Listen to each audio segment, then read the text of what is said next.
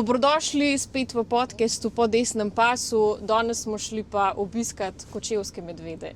Po desnem pasu upam, da ne po bankini. Ja, ne, smo vozili po omejitvah, tako kot se zagre.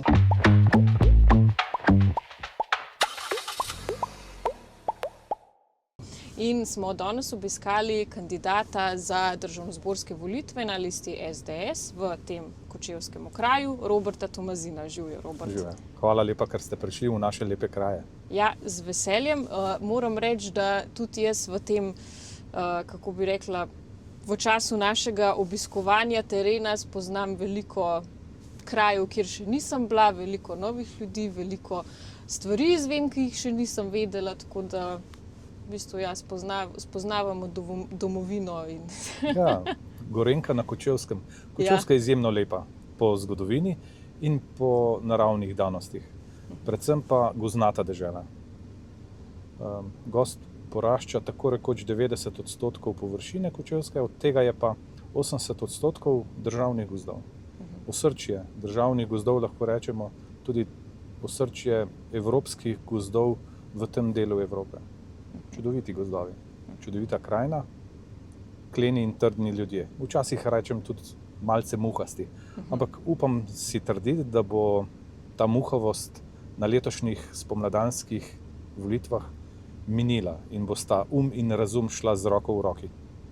Ja, jaz v to verjamem, ker jaz ostajam optimistična v teh časih. Se mi zdi, da se dogajajo veliki premiki in jaz mislim, da so tudi tukaj možni. Zdaj pa mogoče, če se dotakneva tebe, tvojega političnega angažmaja. Zdaj v bistvu si že na zadnjih državnozborskih volitvah kandidiral, ne, za poslanca, pa me zanima, ne vem, kako pa si prišel do tega, da zdaj grem pa jaz v politiko, pa bi šel za poslanca.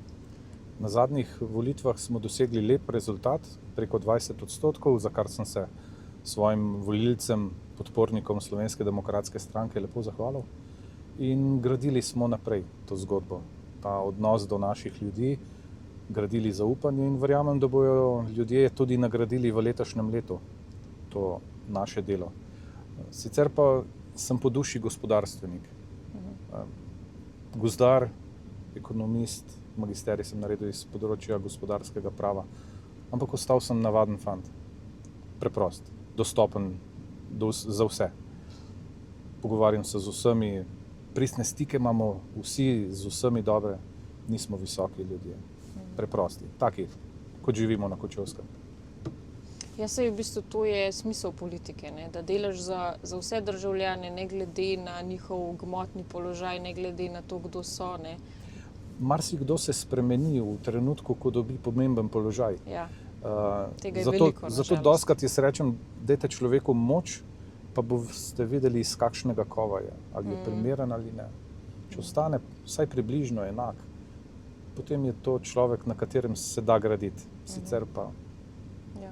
Ker se mi zdi, da ravno pod to vlado vidimo, kaj je to, ko ti daš, ko ti nekim nezrelim posameznikom daš oblast, jim daš moč, ne. Potem se pa pokaže zelo, zelo temna plat človeka, ne. Moč in denar pokvarita lahko človeka. Ja. Lahko ga, bom rekel, pa pokažeta v dobri luči. Prepričan sem, da smo na Kočevskem v občinskem odboru SDS-a dobri ljudje. No, jaz tudi verjamem v to. Rekel si, da si gozdar, ne? Bil si v bistvu tudi direktor holdinga Slovenskih gozdov, ne vem, a sem Slovenski državni gozdovi. Tako, Slovenski državni gozdovi, pa si mi prej omenil, da si bil v bistvu eden izmed prvih janšistov, ne, ki jih je ta vlada počistila. Ja, volitve so bile konec aprila 2022, sam pa sem bil razrešen na eni nočni seji nadzornega sveta iz 22. na 23. maj. Torej, tik preden je bila imenovana Golobova vlada, nadzorni svet je bil še iz prejšnjega sestava vlade Republike Slovenije, se pravi, prej je bila Šarčeva vlada. Razrešitev je bila sicer pričakovana. Mi je pa en kolega napisal en takšen hudomušen, ciničen SMS takrat, a moraš biti res prvi, ki so te razrešili. Tako da malce trpka izkušnja, vendar pa kasneje, ko sem pogledal, kakšno pot smo v Slovenskih državnih gozdovih prehodili, pa rezultate, ki smo jih dosegli, imaš na nek način neko osebno zadoščenje in prijeten občutek, ko te bivši sodelavci še vedno radi vidijo, ko ti radi stisnejo roko, ko grejo radi s teboj na kavo, čaj in poklepetajo.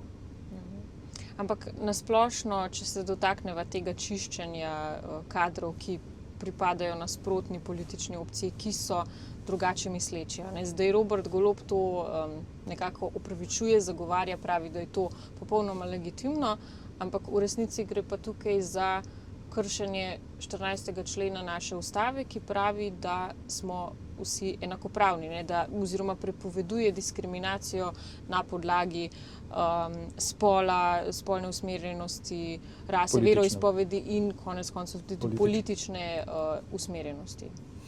Mislim, da je bilo politično čiščenje v letu 2022 tako brutalno, da bi ga lahko primerjal z gladiatorskimi igrami, ki so bile pred 2000 leti v samem Rimu. Pa niso potekale samo v policiji ali pa na RTV-ju, ampak v vseh porah slovenskega gospodarstva in tudi negospodarstva. Brutalno.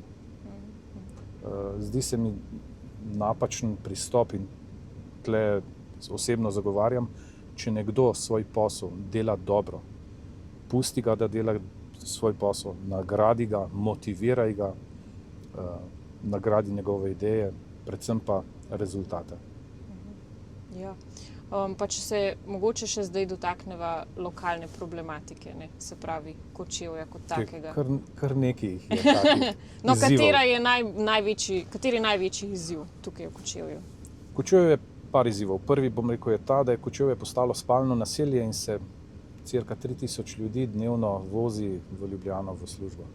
Zagotoviti mladim ljudem delovna mesta, zagotoviti mladim ljudem primerne bivalne pogoje, da bodo tukaj ustvarili svoje družine in na nek način pognali svoje korenine. Potrebujemo dobro povezavo z prestolnico. Mi smo na prejšnjih volitvah že predlagali, da ne samo, da naredimo novo cesto ali pa posodobimo cesto od Ljubljane proti Kočevju, ampak da posodobimo cesto od Kočevja tudi proti Gornjemu Jelenju. To je smer reke, reškega pristanišča in na ta način gospodarsko odpremo ta prostor. Ena posebna zgodba je osilniški dom starejših občanov, ki je mislim, da v tretji gradbeni fazi in sameva že kakih 10 let. Čeprav je županja občine Osilnica članica Gibanja Svobode, so ta projekt dali ven iz nacionalnih razvojnih programov. Zdi se mi pomembno, da nadaljujemo zgodbo iz leta 2022, ko si je poslanec Jože Tanko prizadeval in uspel, da je bil ta projekt umeščen v proračunske dokumente za leto 2023. Kaj še? Romska problematika. Mogoče, če samo ostaneva še pri tem domu upokojencev, ker ta vlada, mislim, oni se nekako promovirajo s tem, da oni gradijo, so zgradili toliko več stanovanj, domovov za upokojence in tako naprej, ampak po drugi strani si pa omenil, da oni so v bistvu skenslali ta projekt v Osilnici. Še večjo neumnost so naredili. Ja. Želeli so narediti projekt, da bi obstoječ objekt porušili in zgradili novega. In na ta način naredili stroškov, če se ne motim, za 15 milijonov evrov, medtem ko bi pa dograditev oziroma zaključek gradnje stal okrog 7 milijonov evrov. Jaz bi rekel, da tle ta zgodba z zdravo kmečko pametjo nima nič skupnega. In v Sloveniji dejansko potrebujemo dobre domove starejših občanov, še posebno na obrobnih delih države, kot je Osilnica. Kakšno delovno mesto je in tudi konec koncev ljudje iz tistega kraja, bodisi iz slovenske ali hrvaške strani, bi lahko dobili dobro oskrbo v jeseni svojega življenja. Pa če mogoče nadaljujeva še z romsko problematiko, ki jo imate tudi v Kočevju. Prej si mi omenil, da je v bistvu situacija skoraj da že primerljiva s to v na Dolenjskem. Ne? Neprimerljiva, mi verjetno prednjačimo. Mogoče se Aha. zdaj eskalirajo problemi v Novem mestu zaradi smrti gospoda Alesa Šutarja, vendar pa v Kočevju ni nič drugače. Tudi pred leti smo imeli v Kočevju smrtne primere zaradi nasilja med Romi ali pa konflikte civilnega prebivalstva z Romi. V Kočevju je 5 nelegalnih romskih naselij. Zdaj, po nekaterih podatkih imamo čez 1000 romskih prebivalcev v Kočevju, kar je izjemno zaskrbljujoče. Kar je pa pozitivno, tako dobivam takšne informacije z terena, da si pa ta trenutek nekateri Romi ne upajo voziti s svojimi avtomobili, ker se bojijo, da jim bojo zarubili avtomobil. Ampak skratka, težave so večplastne, ljudje sredi mesta si zvečer ne upajo ven, ne želijo in ne upajo puščati tudi svoje otroke, recimo, da bi hodili iz treningov domov peš, ampak jih starši imajo, bom rekel, taksi službo ali pa babi, dedi servis, ki skrbi za varno pot otrok, bodi si iz teh treningov ali pa na šolski poti od doma do šole. In zdaj, kako to nasloviti, to zadevo? V letu 2022 je bila Slovenska demokratska stranka, oziroma jaz takrat kot kandidat, pobudnik, da ta svet za romsko problematiko ponovno začne delati. In se je izpopolnil ta svet in začel nekaj delati.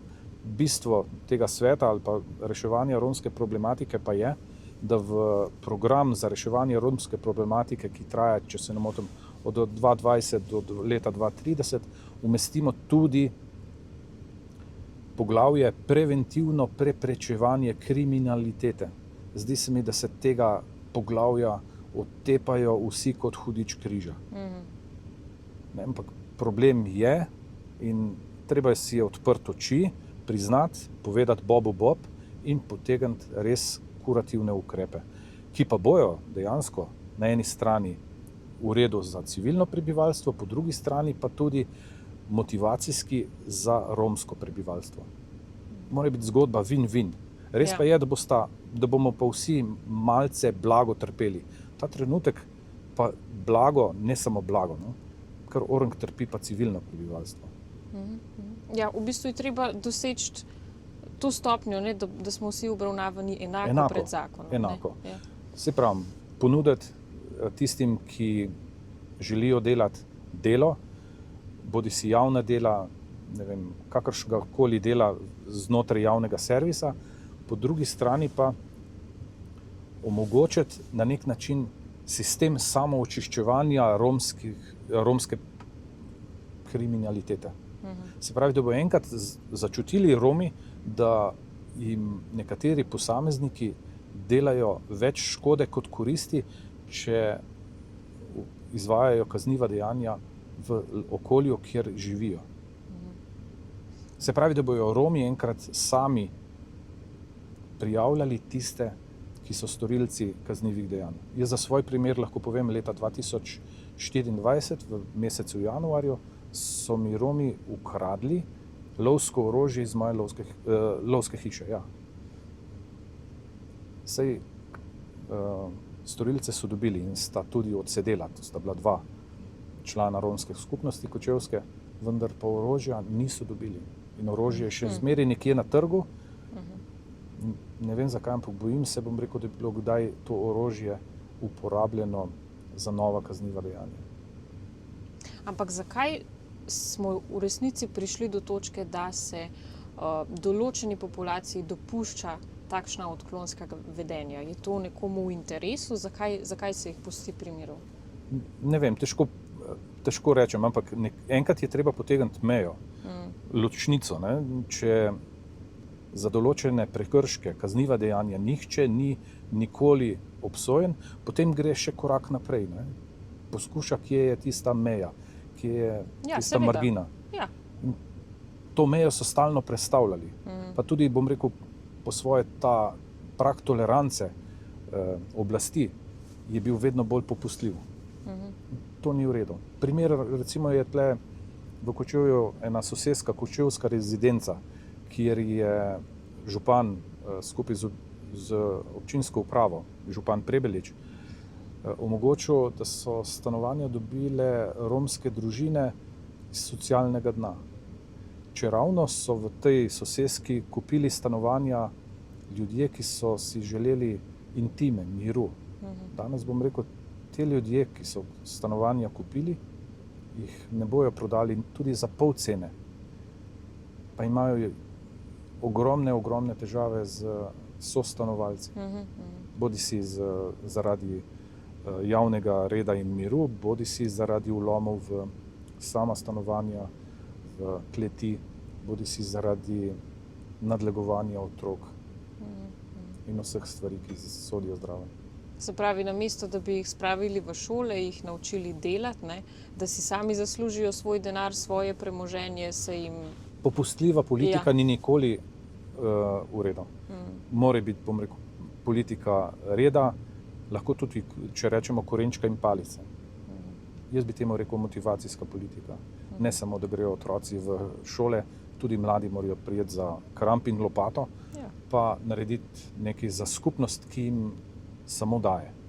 Ja, seveda, treba je posameznika naučiti, da niso samo pravice, ampak so tudi dolžnosti. Ne? Ja, Japonci imajo en takšen lep pregovor, nikar ne daje nekomu revežu, recimo, ne vem, ribe. Nauči ga, kako naj to ribo ulovi. Ja. In ga boš prehranil za celo življenje. Ja, res je. Se pravi, pod Prebiličem ni bila romska problematika nič boljša, oziroma se ni delalo na reševanju. Pod vladom Prebeličem, pa tudi prej pred vladom je bil Janko Veber. Ta občinska politika do Romov je bila vedno popustljiva. Vsi so pa pričakovali, da bo država kot neka velika mama uredila lokalno romsko problematiko namesto občinske politike. Gre za en takšen kisel jabolček, ki ga je treba ugrizniti. Ne samo prevaljevati težave, ki jih imamo, bom rekel, na lokalnem okolju, na državo, ampak imeti primere, pa biti dosleden pri izvajanju te politike. Ne samo, bom rekel, tako, ne, ja, mi si želimo to, pol pa v kočevsko rezidenco naselimo problematične družine in zagrenimo življenje večini stanovalcev v tej rezidenci, pa tudi okoliškim prebivalcem, ki imajo pa, recimo, ne vem, včasih so imeli hiše v nekem takšnem mirnem, urejenem okolju. Danes več to ni nemirno, niti neurejeno, ampak je vedno bolj nevarno. Kaj pa recimo nasploh migracije? Prej si mi omenil, da imate tukaj veliko, kako bi rekla... Težav z migracijami. Ja, v zadnjih dneh je mejo reke Kolpe prestopilo, če se ne motim, za cel avtobus migrantov. Velike težave imajo kolegi iz kočevske policijske postaje pri reševanju te problematike. Še posebej, ko se je umaknila tudi ograja kot neke vrste varovanje. Takrat, ko je vsaj ograja bila, so bili predvidljivi prehodi migrantov preko reke Kolpe. Danes lahko grejo tako rekoč preko celotnega območja reke Kolpe, se postavijo na eno avtobusno postajo, ker je dr. Golob rekel, da bojo nelegalne migracije naredili za legalne, se postavijo v eno avtobusno postajo, pokličejo 112 in sami sebe prijavljajo, da so prestopili mejo. Ko pridejo policisti, se sklicujejo na azil in boj, da se danes več nočijo in ne želijo voziti z maricami, ampak je potrebno naročiti posebne prevoze, kombije, bodisi avtobuse. Zdaj se mi, bom rekel, da se bojo kmalu vozili v kakšnih avtobusih turističnega razreda. Pa ti ljudje ne ostanejo dolgo časa v Sloveniji.